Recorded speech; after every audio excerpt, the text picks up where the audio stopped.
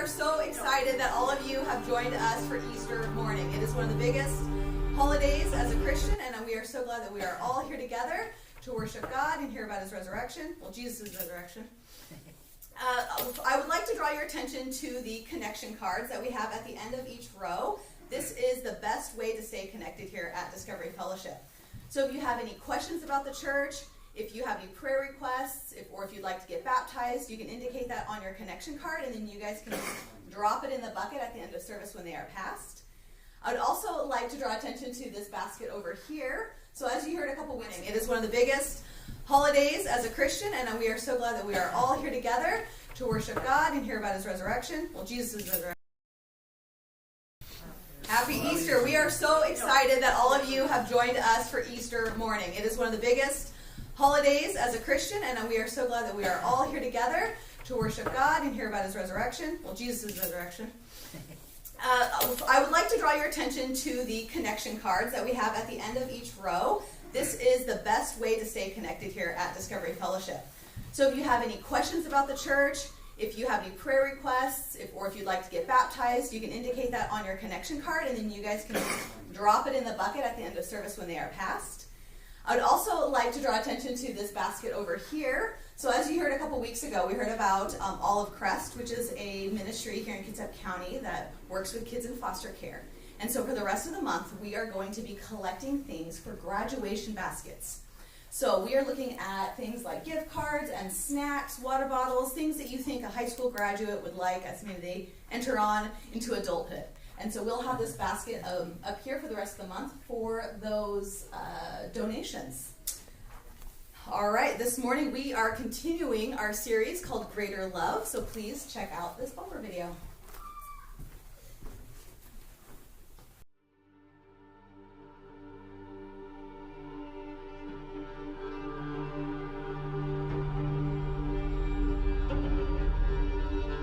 There exists a love far greater than we will ever understand.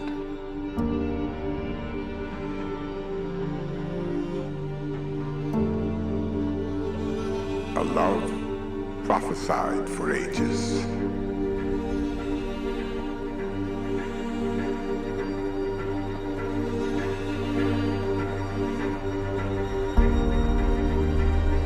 Sent to disrupt the reign of darkness.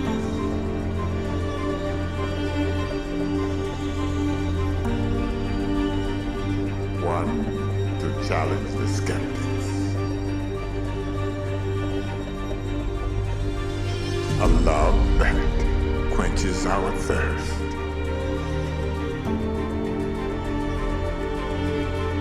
Seeks after the sick.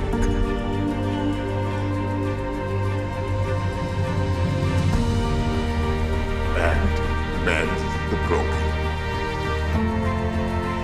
A love that came to our rescue. Despite our betrayal and our denial, he bore the weight of our sin.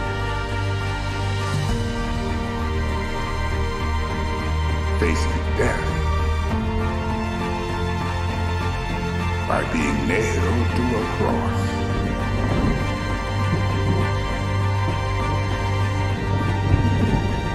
And while darkness appeared victorious, this love emerged from the grave.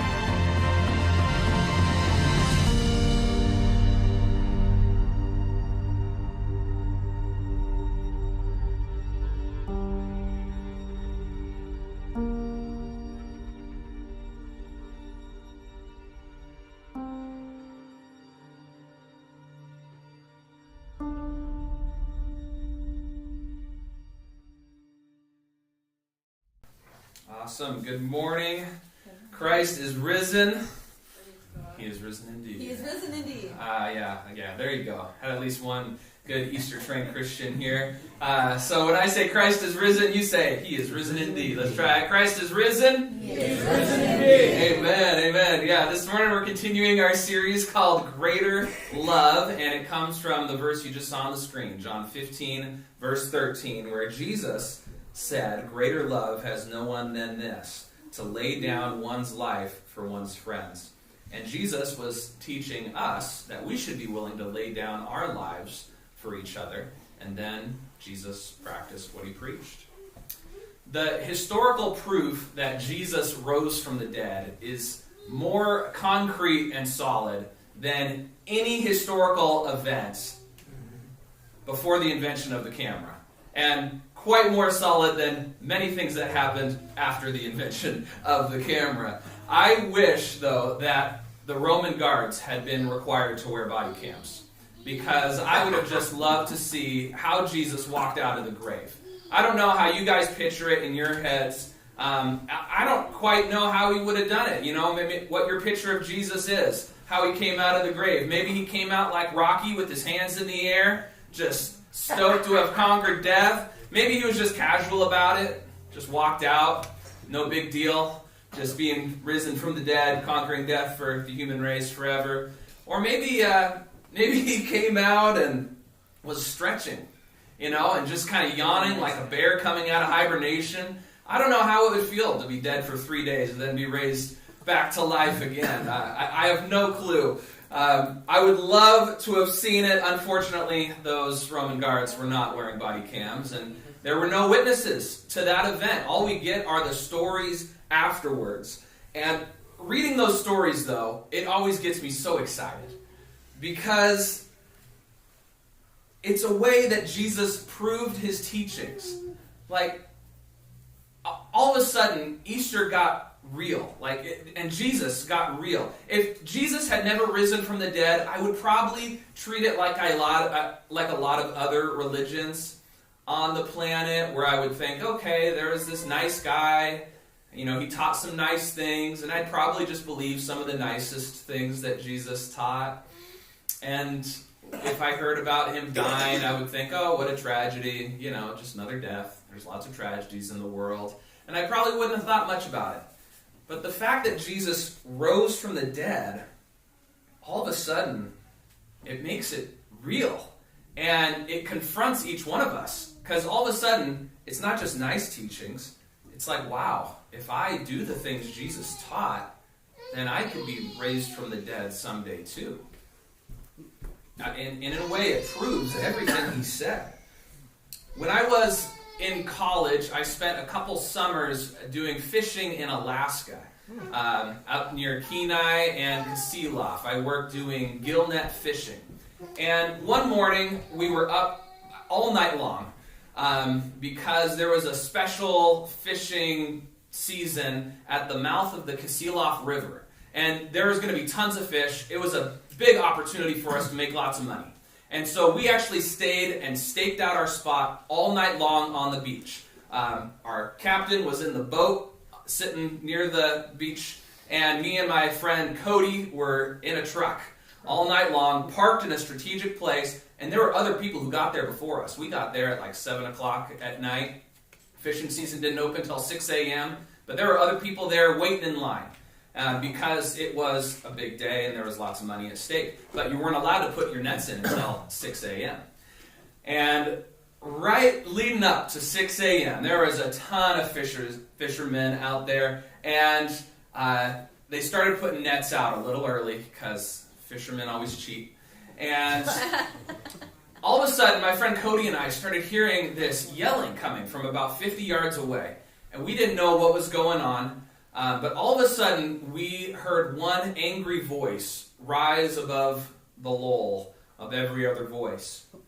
And as that voice got louder, we saw who was yelling and screaming and cussing, and everybody else got quiet and watched this guy. And I looked over. I didn't hear everything he said, but I quickly saw he had a knife in the air, and he was angry. And I heard something, and then he said, and if something, I'm not just going to kill you, he said. I'm going to kill all of you. And he was screaming this. And he had this crazy look in his eyes, you can imagine, and his knife pointed all around in this big semicircle around him. I'll kill all of you. And the knife and his eyes ended on me and my friend, 50 yards away. And all of a sudden, things got real for us. Like, I didn't care about this guy before. All of a sudden, I'm thinking, somebody give that man what he wants. Like, I didn't do anything. Why are you mad? Why are you going to kill me? Why are you mad at me? But all of a sudden, I was invested in the problem and in finding a solution. And we froze for a moment, just like, whoa, what's going on here? Thankfully, things got settled down. Somebody gave the man what he wanted. Let him put his net in before them or whatever. But that moment, okay, imagine that knife and that crazy man looking at you. That makes things real, right? Like all of a sudden you're drawn in. I think that's the same thing that Jesus' resurrection does for all of us in this room. Because either we discount the whole thing or we believe the whole thing, and it's a matter of life and death for each one of us. And there's no sitting on the sidelines having a, just calm attitude about it. It's real. And we've got to make a choice. That's the feeling I get from the resurrection. Now, the question of if Jesus rose from the dead, from a historical point of view, and I won't go into all the details and all the arguments of how solid that proof is, but from a historical point of view, it's a solid yes. The only question that remains for us is how fast are we to believe? How fast do we trust God? And that's a question for each one of us this morning, and I'd love you to ask yourselves that. How fast do you trust God? And it's not just a trust that's for your salvation when you start your walk with Jesus. It's a trust for your whole life. Following Jesus is kind of like the trust you should have when you propose or when you were proposed to. Like that's the start of a trust, but it's supposed to grow over time. You're supposed to trust the other person more and more. It doesn't stop. It's not one moment. This morning we're going to read about 3 groups of disciples who had followed Jesus for some length of time, somewhere between 1 and 3 years. And all 3 of these groups of disciples had different speeds of trust. And I think that's true for each one of us this morning too. All of us have different speeds of trust. How quickly we'll trust other people, and more importantly this morning, how quickly we trust God and are willing to go all in with what He said. And as we go through these 3 groups and talk about them, I want you to try and picture yourself in one of the groups and decide for yourself which group you'd be more like on the resurrection morning, the first Easter. For the first group, it was some women. And we're going to read about them in Luke 24. And we're going to read most of Luke chapter 24 this morning. And this first group was the fastest to believe. They were the quickest to take it to heart.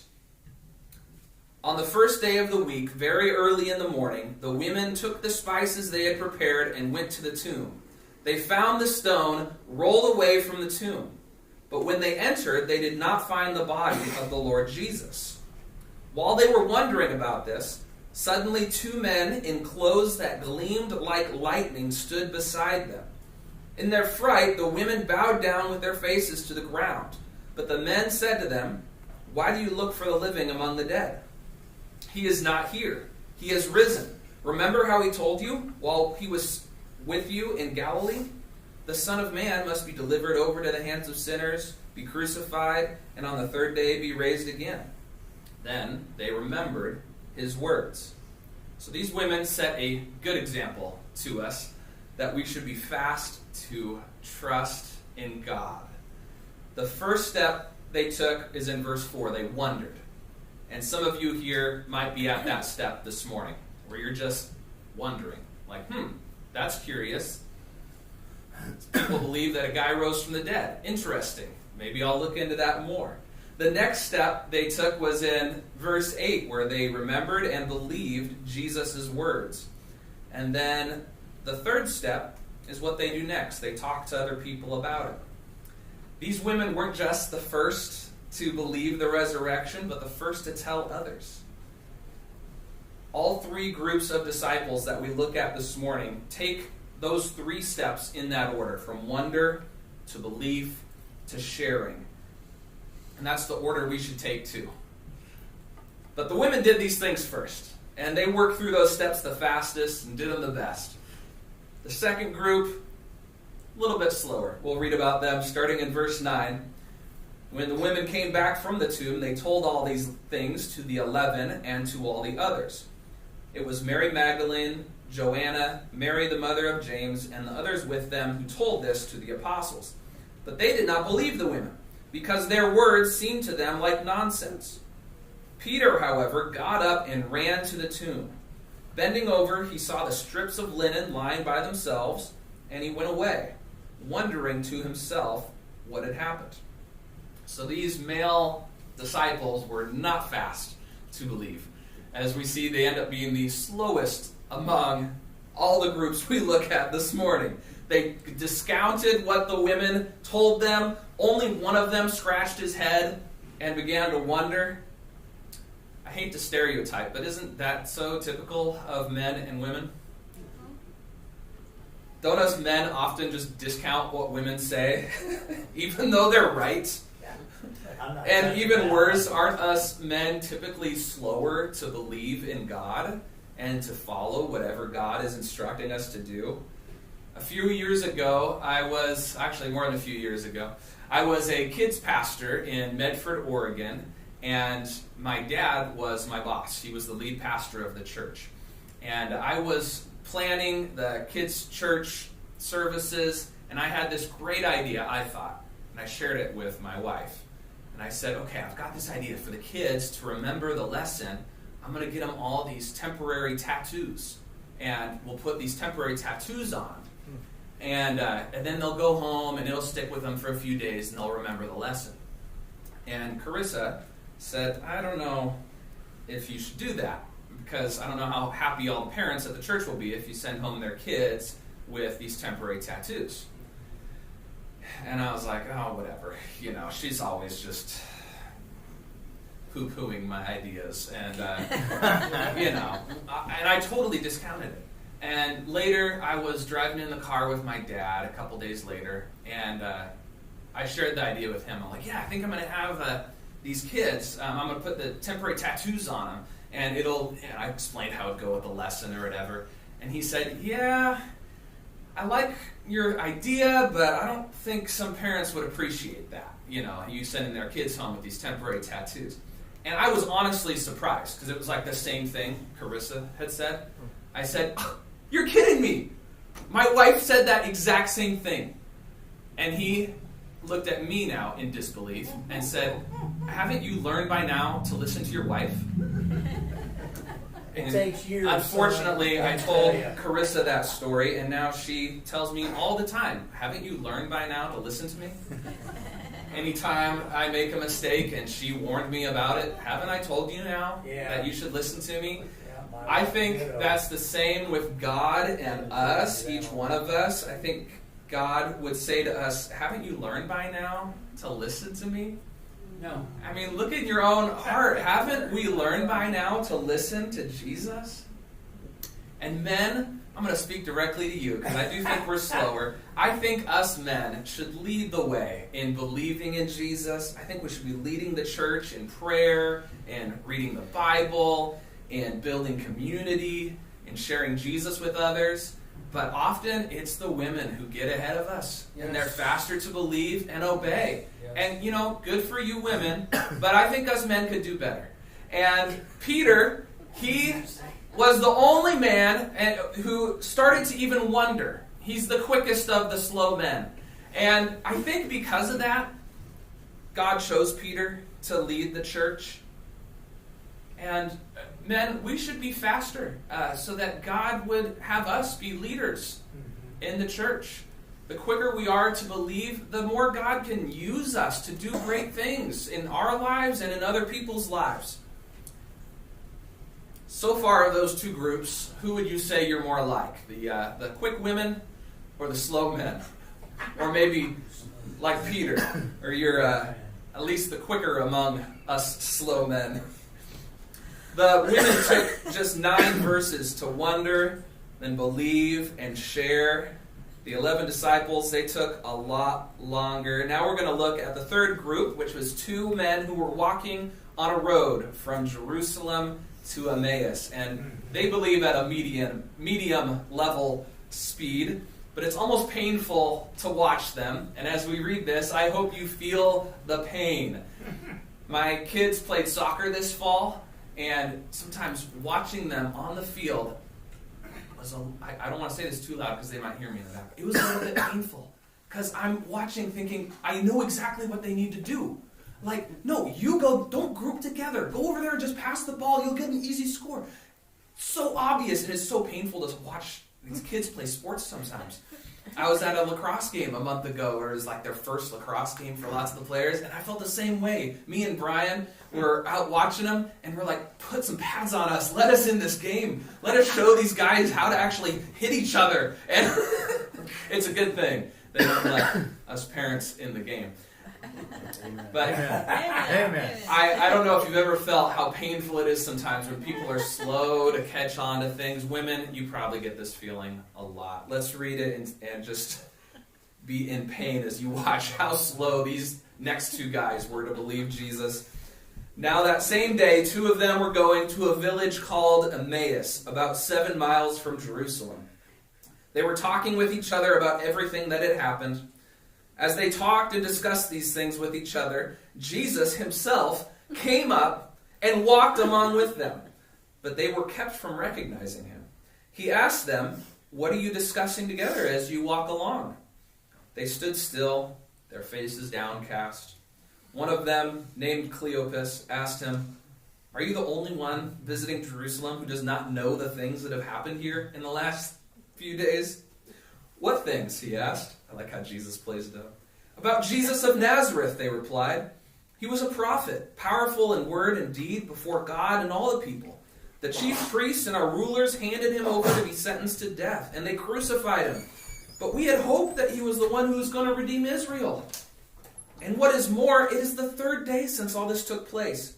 In addition, some of our women amazed us. They went to the tomb early this morning, but didn't find his body. They came and told us that they had seen a vision of angels who said he was alive. Then some of our companions went to the tomb and found it just as the women had said, but they did not see Jesus."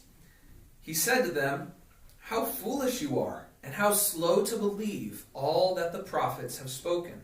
Did not the Messiah have to suffer these things and then enter his glory?"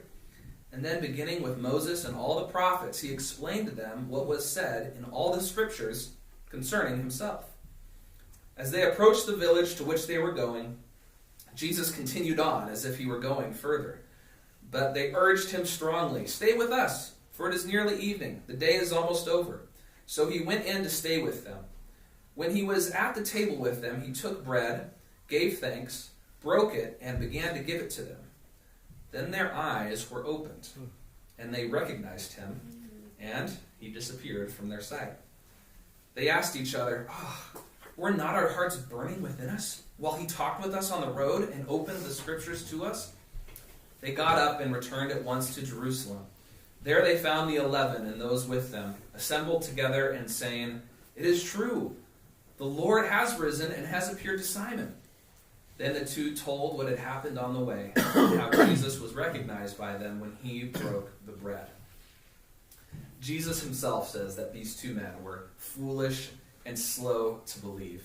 And even in hindsight, these guys would agree. They said, "Oh man, I wish I would have recognized him sooner. I knew there was something about that guy."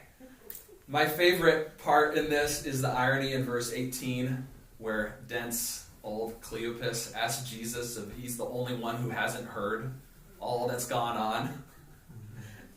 Like, no, Cleopas, you're the one who's being slow. Jesus is actually the only one who knows what's going on and what happened to him over the last few days. He knows it better than anyone. He knows who he is. He knows what the Bible has said about him. And I want to tell that to you in your life right now. Whatever has happened in your life recently, Jesus knows more about it than you do. He knows all the reasons why. He knows everyone's intentions. And it matters to him more than it matters to you. When we have someone with that accurate of insight, why don't we ask for his advice and listen to it more often and more quickly? Have you ever been bogged down with some kind of a problem you're teasing through in your mind and you can't figure it out on your own? You're not quite confident in your ability to solve the problem. And then all of a sudden, something goes off in your head where you think, wait, I know someone who can help me with this. Isn't that just a wonderful light bulb moment? I don't know about you guys, but for me, Google is often that light bulb. All of a sudden I realize I can Google this. Like, this happened just this week. My wife and I were thinking about refinancing our student loans. And we're hoping to have them, I'm going to give you more financial information than you want, but we're hoping to have them paid off in like a year and a half. And so we asked, like, is it even worth it going through all the hassle to refinance them? And Carissa said, well, how much would 0.5% affect us over the course of a year and a half for this amount of money? And I'm scratching my head thinking that's too hard of math for me. And then all of a sudden she stopped and asked the same question to Google, and Google told us. And I've been trained slowly over the last 5 years to Google a lot of things, because Google is always there. It's really good with the facts, really good with the math, and I've been trained. Now, shouldn't that happen in our hearts with Jesus? Like, aren't all his answers to us more insightful and helpful than even Google? Like, more than saying, hey Siri, hey Google, hey Alexa, shouldn't we be saying, hey Jesus more often? Sure. Haven't we learned by now to listen to Jesus? How much quicker should we be to ask him for help? Hasn't he proved himself to be helpful every time? In verses 23 and 24, these two men make an excuse for not believing. And what a silly excuse when you look at it. They say they didn't believe Jesus had been raised from the dead because the women and their companions didn't see a body. Do you guys get the irony there? And what terrible proof that would be that Jesus rose from the dead? We don't believe he rose from the dead because we went and we couldn't see a body. Well, of course not. He rose from the dead. He's walking around somewhere. He's not going to be at that grave. That's right. What silly excuses have you made for not believing in Jesus or not trusting him when he asks you to do something? Just write it down and then think about the logic. Okay? Those excuses come to our minds so quickly, so often, when instead it should be quick trust, quick belief, quick obedience. So we've met all three groups now. The women, the 11 disciples, and these two men on the road to Emmaus. I don't know where you guys would fit in, but now the story circles back to the slowest group because they still haven't believed yet. In verse 36, while they were still talking about this, Jesus himself stood among them and said to them, "Peace be with you." They were startled and frightened, thinking they saw a ghost. He said to them, "Why are you troubled, and why do doubts rise in your minds?" Maybe Jesus would say the same thing to you this morning. Why are you troubled, and why do doubts rise in your minds? Look at my hands and my feet. It is I myself. Touch me and see. A ghost does not have flesh and bones, as you see I have. When he said this, he showed them his hands and feet. And while they still did not believe, because of joy and amazement, he asked them, "Do you have anything here to eat?" They gave him a piece of broiled fish, and he took it and ate it in their presence. He said to them, "This is what I told you while I was still with you.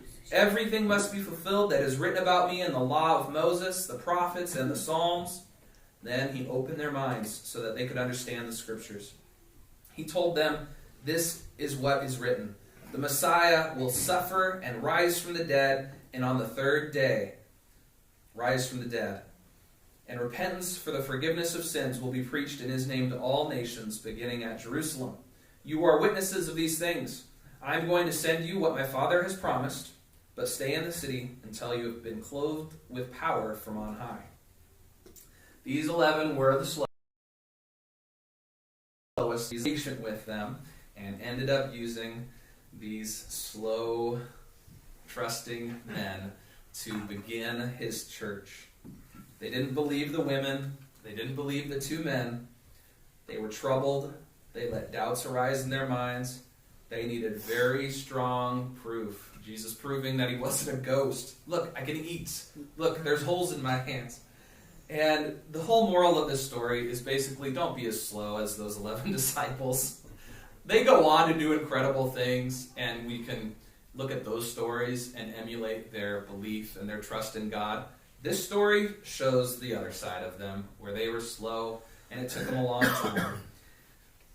The more we trust in Jesus, the more simple our lives become.